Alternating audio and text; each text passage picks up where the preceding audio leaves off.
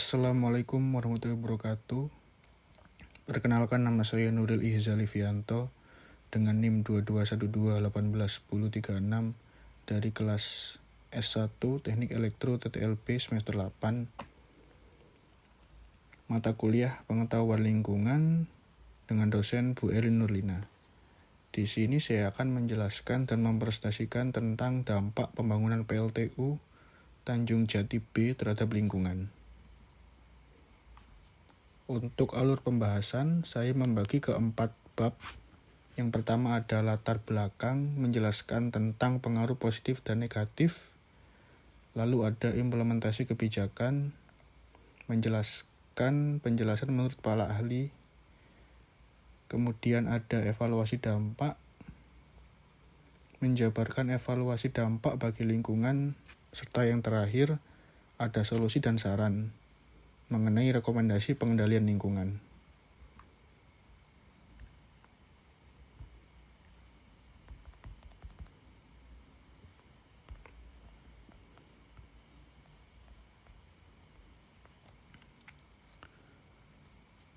Sumber daya alam di Indonesia yang sangat banyak menjadikan kita harus mampu memanfaatkannya. Salah satu pembangunan jaringan listrik adalah pembangunan pembangkit listrik tenaga uap atau PLTU. Tanjung Jati di Desa Putubanan, Kecamatan Kembang, Kabupaten Jepara yang merupakan pembangkit listrik yang didirikan oleh pemerintah untuk memenuhi kebutuhan masyarakat sebagai salah satu wujud pemanfaatan sumber daya alam. Pembangunan PLTU Tanjung Jati B merupakan salah satu proyek besar di bidang ketenagalistrikan nasional yang dipelopori oleh PT Sumitomo Corporation Wasa Mitra Joint Operational yang merupakan pemborong dari Jepang. Pembangkit ini berkapasitas besar yaitu 2 kali 6.600 MW. PLTU tersebut dibangun untuk memenuhi kebutuhan listrik untuk wilayah Pulau Jawa, Madura, dan Bali, yang tentunya membawa dampak yang sangat banyak bagi masyarakat sekitar daerah PLTU. Mata pencaharian masyarakat yang sebagian besar berasal dari sektor agraris dan nelayan tentu saja mengalami banyak perubahan. Karena di dalam pembangunan, PLTU sendiri memerlukan banyak lahan dan sektor yang tergusur adalah sektor pertanian. Meskipun dalam proses pengalihan lahan, setiap individu atau pemilik lahan sudah mendapatkan uang pengganti. Tetapi hal tersebut masih membebani setiap para masyarakat yang harus beralih profesi. Keberadaan pembangkit listrik tenaga uap ini tentunya memberikan pengaruh positif, antara lain adalah penyerapan tenaga kerja. Dampak terhadap bidang ekonomi tentu saja sangat berpengaruh positif. Tingkat pendapatan yang semakin meningkat, keadaan masyarakat Desa Tubanan tentunya mengalami banyak perubahan. Dari segi pendapatan meningkat dan mendapatkan pekerjaan yang mapan. Selain itu, masyarakat desa yang dulunya mengandalkan pendapatan dari bertani setelah adanya PLTU, masyarakat dapat meningkatkan pendapatan dari bidang mata pencarian lainnya, atau di luar bidang pertanian saja. Misal dengan adanya PLTU, masyarakat sekitar memanfaatkan untuk berwirausaha seperti mendirikan rumah makan, menyewakan rumah, atau mendirikan tempat kos untuk karyawan PLTU, dan masyarakat juga bisa menjadi pekerja di dalam PLTU itu sendiri. Tetapi kebanyakan masyarakat sekitar PLTU hanya mampu bekerja sebagai pegawai kasaran dan tidak menduduki jabatan yang tinggi. Hal tersebut hanya dialami beberapa persen masyarakat saja dan tidak secara keseluruhan. Dampak negatif yang ditimbulkan dari keberadaan PLTU tersebut antara lain adanya polusi udara yang dihasilkan dari PLTU, getaran mesin, radiasi yang merupakan suara bising yang dihasilkan dari kipas pendingin yang berkapasitas besar, limbah batubara sisa hasil bakar utama mesin PLTU, dan juga keberadaan para pegawai PLTU dari luar daerah yang ditakutkan memberi dampak negatif terhadap warga masyarakat setempat seperti timbulnya sikap yang menyimpang serta gaya hidup yang bertentangan terhadap masyarakat sekitar.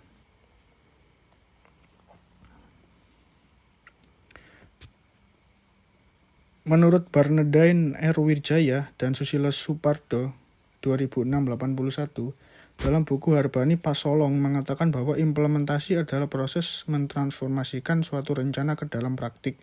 Sedangkan menurut Higgins 1985 dalam buku Harbani Pasolong juga mendefinisikan jika implementasi adalah sebagai rangkuman dari berbagai kegiatan yang di dalamnya sumber daya manusia menggunakan sumber daya lain untuk mencapai sasaran strategi. Selain itu, menurut ahli lain, Grindel 1980 menjelaskan jika implementasi sering dilihat sebagai suatu proses yang penuh dengan muatan politik di mana mereka yang berkepentingan berusaha sedapat mungkin mempengaruhinya. Proses implementasi sudah berjalan, maka langkah selanjutnya adalah kegiatan evaluasi, guna untuk melihat hasil atau mengevaluasi dampak yang dari kebijakan tersebut. Evaluasi dampak yang terjadi memberikan perhatian yang lebih besar kepada output dan dampak kebijakan dibandingkan kepada proses pelaksanaannya. Dalam kaitannya dengan dampak, perlu dipahami jika adanya dampak yang diharapkan dan tidak diharapkan. Dampak yang diharapkan mengandung pengertian bahwa ketika kebijakan dibuat, pemerintah telah menentukan atau memetakan dampak apa saja yang akan terjadi. Di antara dampak-dampak yang terduga akan terjadi ini, ada dampak yang diharapkan dan tidak ada yang tidak diharapkan. Lebih dari itu, pada akhir implementasi kebijakan muncul pula dampak-dampak yang tak terduga, yang diantaranya ada yang diharapkan dan tidak diharapkan. Untuk evaluasi dampak sendiri dibagi menjadi 3 kelompok. Yang pertama ada dampak individu, dampak organisasi, dan dampak kemasyarakatan. Lalu dampak kemasyarakatan itu sendiri dibagi menjadi 4 golongan, yakni lingkungan hidup, ekonomi, pendidikan, dan keagamaan. Lalu ada lembaga dan sistem sosial.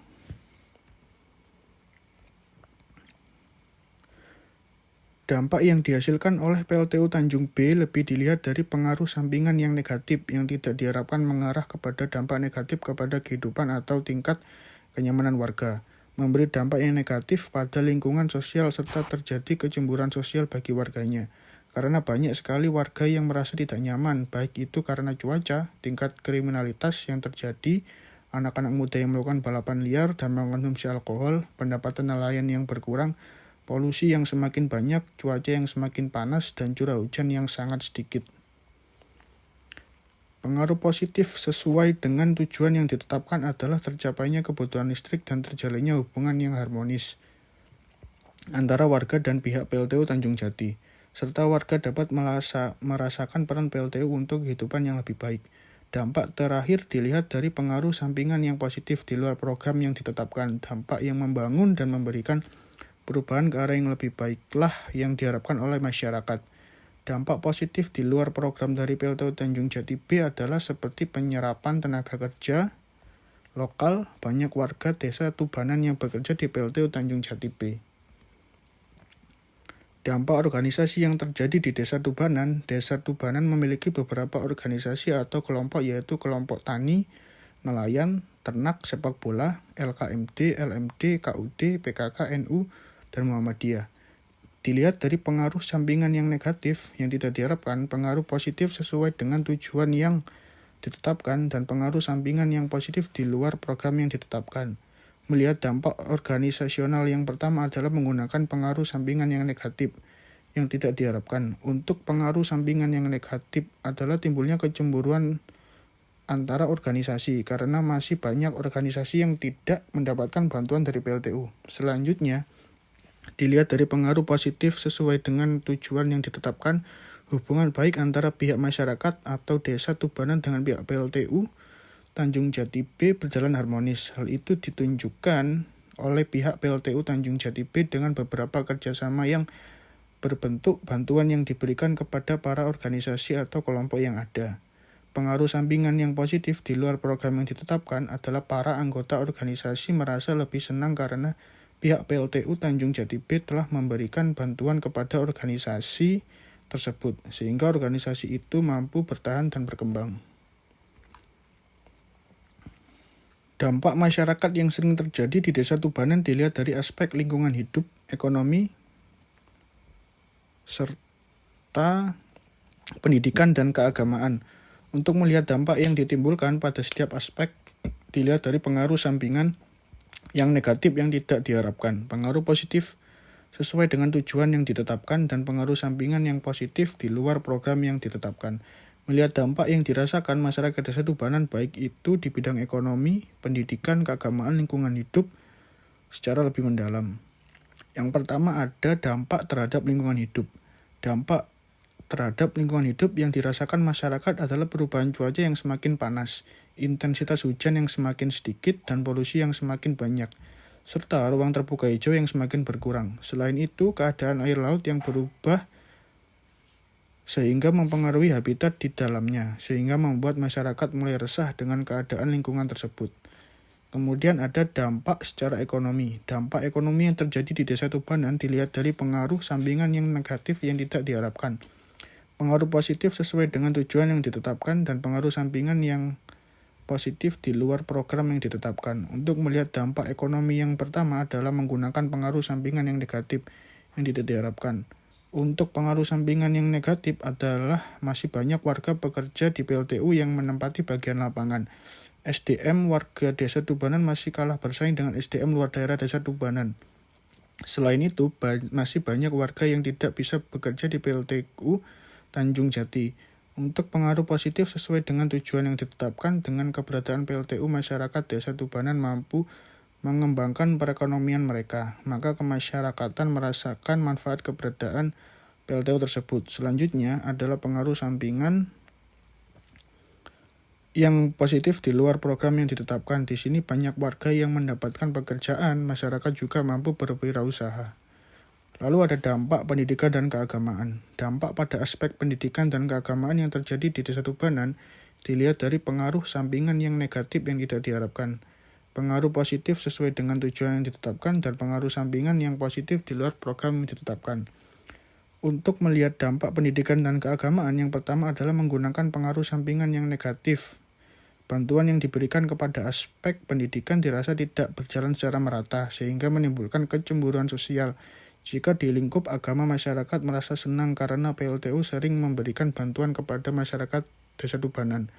Pengaruh positif sesuai dengan tujuan yang ditetapkan pada aspek pendidikan adalah masyarakat mendapatkan bantuan di bidang pendidikan sehingga dapat belajar dengan baik, serta bantuan yang diberikan kepada aspek keagamaan. Pihak PLTU Tanjung Jati menjalin hubungan dengan baik kepada warga dan membantu setiap kegiatan keagamaan.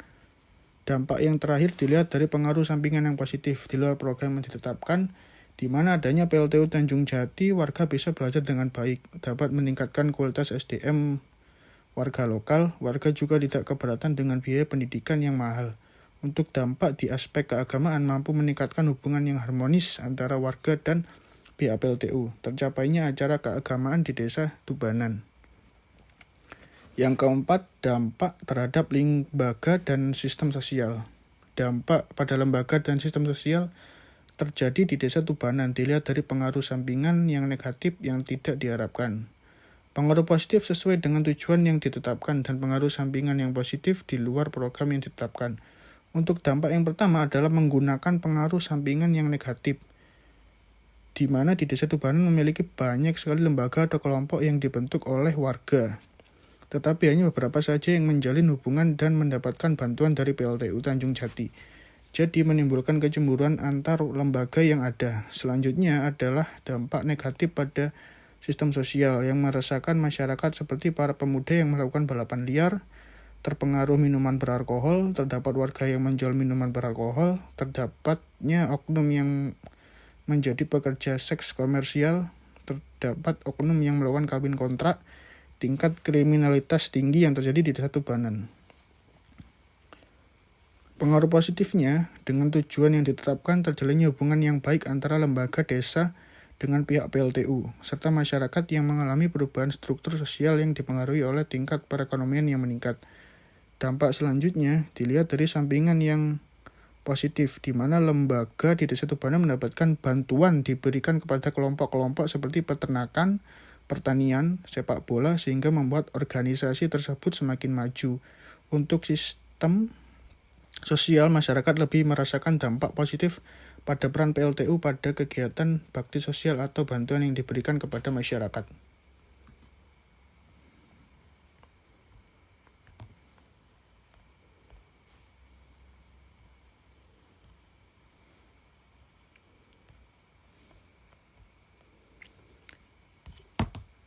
Analisis mengenai dampak lingkungan atau AMDAL atau Environmental Impact Assessment (EIA) merupakan alat pendukung keputusan lingkungan. yang memberikan informasi tentang kemungkinan dampak proyek pembangunan kepada mereka yang mengambil keputusan apakah proyek tersebut harus disahkan. Definisi AMDAL sendiri dituangkan dalam Pasal 1 Angka 11 UUD Nomor 32 Tahun 2009 tentang Perlindungan dan Pengelolaan Lingkungan Hidup adalah kajian mengenai dampak penting suatu usaha atau kegiatan yang direncanakan pada lingkungan hidup yang diperlukan bagi proses pengambilan keputusan tentang penyelenggaraan usaha atau kegiatan lainnya. Singkatnya, AMDAL adalah salah satu dari sejumlah instrumen yang ditempuh untuk mencapai dan mempertahankan pertambangan berkelanjutan (sustainable development) dalam membangun suatu proyek seperti industri, kemungkinan untuk mencemari lingkungan dan kesehatan masyarakat di sekitarnya maupun pekerjaan industri itu sendiri perlu ditelisik dan dicegah dengan perencanaan AMDAL ini.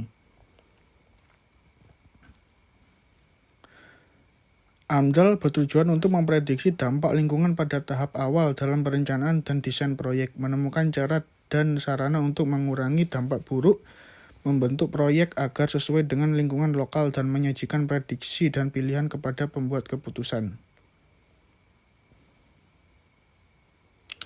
Tujuan dari AMDAL adalah menentukan potensi yang dampak lingkungan, sosial, dan kesehatan dari pembangunan yang diusulkan, sehingga mereka yang mengambil keputusan dalam mengembangkan proyek dan dalam otorisasi proyek diinformasikan tentang kemungkinan konsekuensi keputusan mereka sebelum mereka mengambil keputusan-keputusan tersebut dan dengan demikian lebih akuntabel.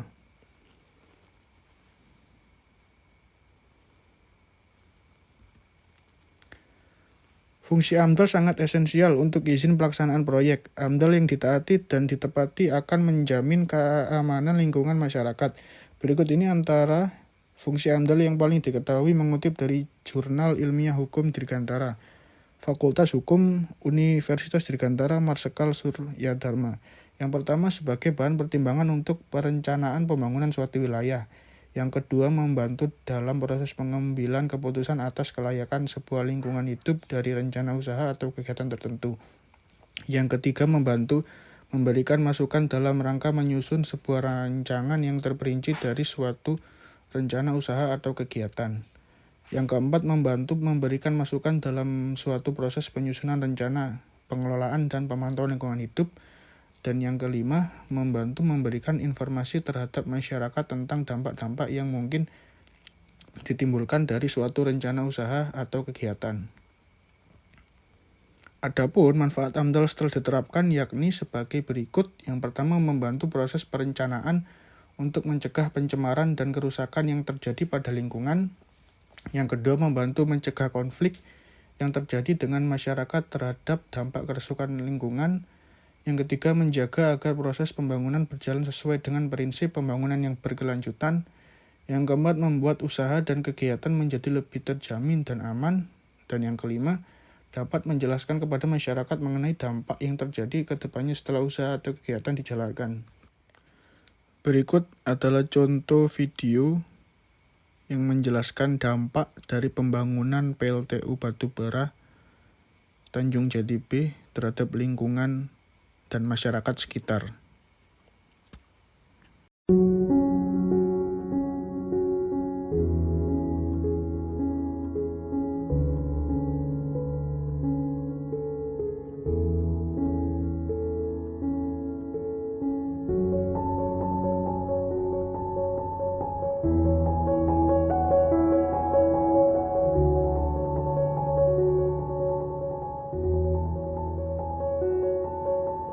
Kalau orang sini pasti merasakan itu sakitnya, Mas.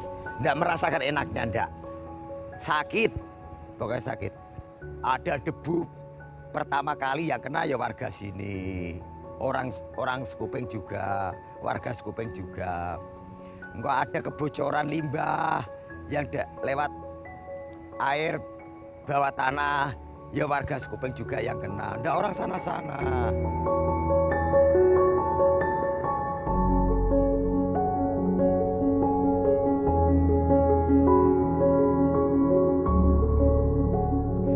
Menyengat, kalau musim kemarau debunya ke pemukiman warga gitu.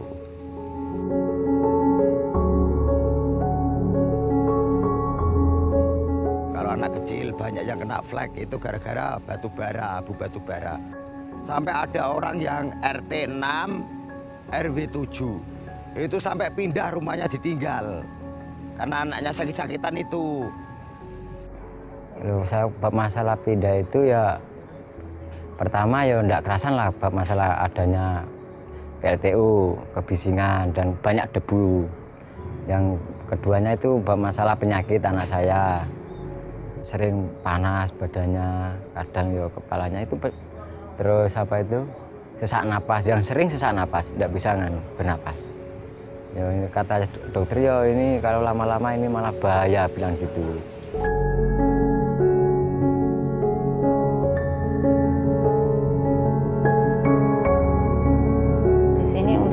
Sesak napas atau batuk pilek memang tidak pernah kenal musim. Hampir setiap hari pasti ada pasien dengan infeksi saluran pernafasan. Biasanya saya sering menemukan itu untuk anak-anak usia 2 bulan. Tiap hari ya harusnya bersih rumah-rumah terus 3 kali, 4 kali bersih rumah itu. Kalau nggak dibersihkan kotor terus sih, wong debu dari PLTU-nya itu. Ya, kalau orang sini masuk nyeritakan masalah debu-debu ya itu langgapnya ya entar gitu aja. Selain debu ya mungkin karena di situ kan untuk hujan abu itu ya, saya tahunya itu hujan abu, nggak tahu hujan asam, tahunya saya hujannya itu abu itu kan untuk di baju itu sampai melekat. Mungkin itu juga pengaruh juga untuk ke saluran pernafasannya, terutama karena memang untuk anak-anak kan daya tahan tubuhnya tidak seperti orang dewasa. Selain itu ya karena mungkin dekatnya dengan tumpukan batu bara itu. Gimana caranya bisanya anak saya sehat kan begitu, karena waktu dulu kan masalah ekonomi kan pas-pasan Mbak, kadang beli obat saja utang sini utang sana. Karena demi anak, walaupun saya punya rumah di sini, nanti anak saya tidak bisa sehat, lebih baik saya tinggal aja rumah ini. Padahal rumah ini kalau orang mampu sih bikin rumah seperti ini tidak seberapa. Tapi kalau hidup seperti saya ini Pak, waduh, saya berdoa tiap malam aja pengen punya rumah ini, malah udah punya rumah malah tidak saya tinggal. Menjadi masalah itu kalau mertuanya sama satu lingkungan itu, ya anaknya paling diobati sembuh 1 minggu muncul lagi, diobati sembuh 15 hari muncul lagi gejalanya. Itu yang paling banyak untuk anak-anak di bawah 5 tahun tuh malah daerah ngeluh. Memang yang berdekatan dengan PLTU. Saya pun berpikir ke arah apa karena berdekatan dengan PLTU. Tapi saya nggak berani kalau harus bilang ini gara-gara PLTU, ya nggak berani. Karena memang belum ada bukti atau screening khusus. Setahu saya waktu saya masih di sini itu anaknya Pak Kundirin ya ada. Waktu kecil seperti anak saya, terus bapak ngungsi ke sana, Sekuping. Terus anaknya Dewi, itu yang anak kecil. Tapi kalau orang dewasa yang tua-tua itu ya batuk, sesak napas gitu. Nggak nyaman di sini. Bisik terus Om. Kalau malam itu bunyi gitu. Terobong ini kan bunyi seperti motor mabur itu, kalau punya serangan jantung darah tinggi kan bisa bahaya itu.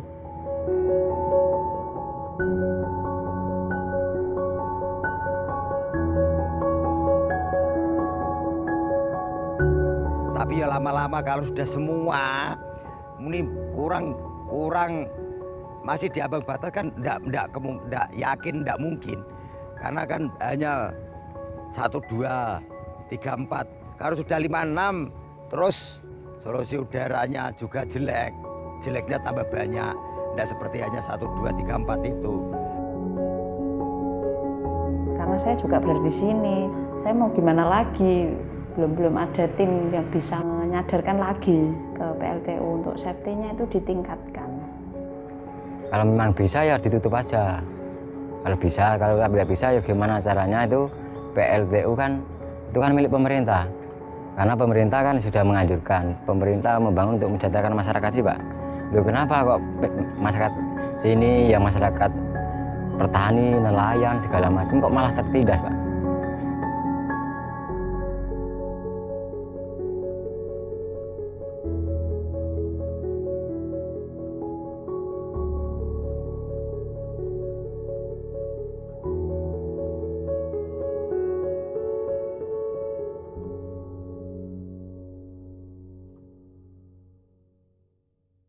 Adapun solusi dan saran yang dilakukan untuk mengatasi permasalahan dan pengendalian lingkungan di atas, dimulai dari aspek lingkungan hidup, ekonomi, lembaga sosial, dan sistem sosial, serta pendidikan dan keagamaan.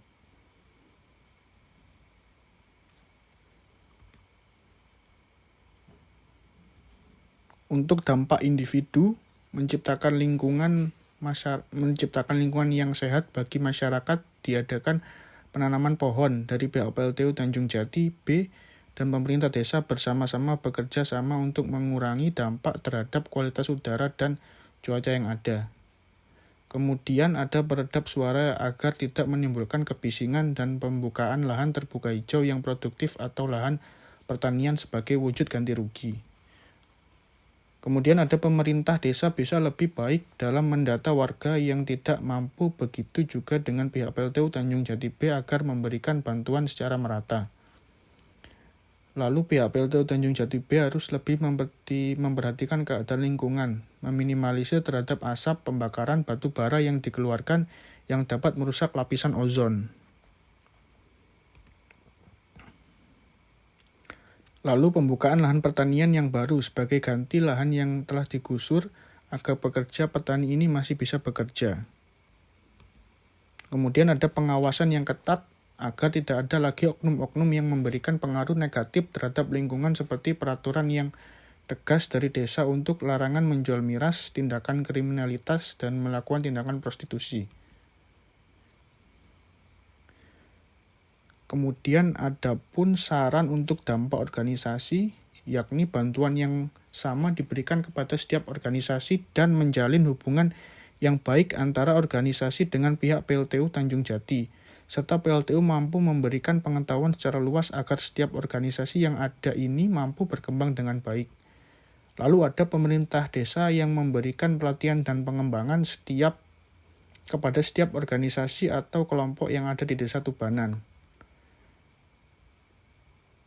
Dan ada pun syaran untuk dampak masyarakat, yakni mengatasi permasalahan lingkungan hidup seperti penghijauan, pembukaan lahan resapan air, peningkatan kualitas penyaringan asap pembakaran batu bara, agar dampak yang dirasakan tidak membebani masyarakat Desa Tubanan.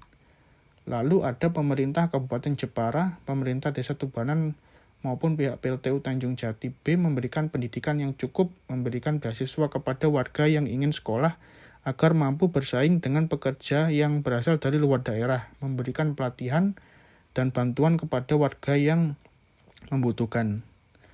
Dan yang terakhir ada saran untuk dampak lembaga sosial dan sistem sosial,